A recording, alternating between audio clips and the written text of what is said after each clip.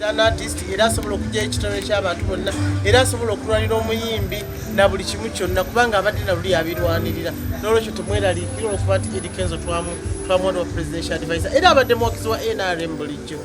Abayimbi abamu batandise omusojja ati abadde talina bitabo ate nga mubaddemu abalina ebitabo okumusinga. Buli we bakuwa buli muntu ayogera kyayagala naye batalina oba alina bamuwadde kubanga yayise mu kasenge gy'akaffe.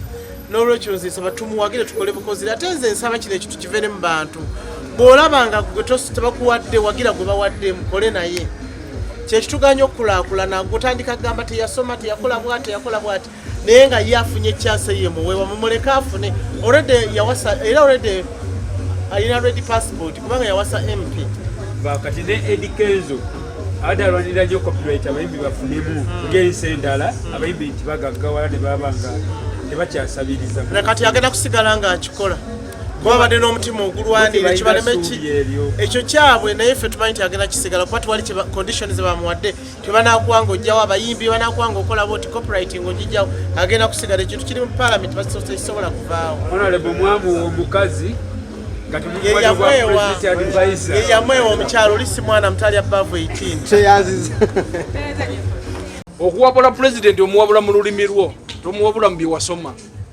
Pulezidenti bwakulonda okumuwabula mu bya entertainment kitegeeza byokola omuwabula mu lulimi lwo tekitegeeza kusoma. Ife abaasoma yatuwabwala DC Kenzo yamuwabwa presidential advisor afuna $18 buli mwezi. Kenzo level yafuna $18 mugezi nnyo. Copyright wadde bagirwanire mu Uganda tennatuuka. Abayimbi basiba mabaala nga bawa ba DJ sente bakube ennyimba zaabwe. Mu copyright tekiriyo.